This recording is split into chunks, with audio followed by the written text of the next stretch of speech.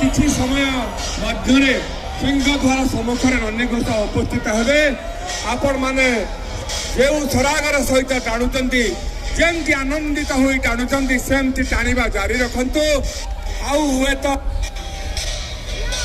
आज आग टाणी पार नहीं तेणुक आपण मैंने सुजोग को हाथ छोटा करूँ ना ये जो अल्प कि समय रहीगला मत रसी धरतु सब।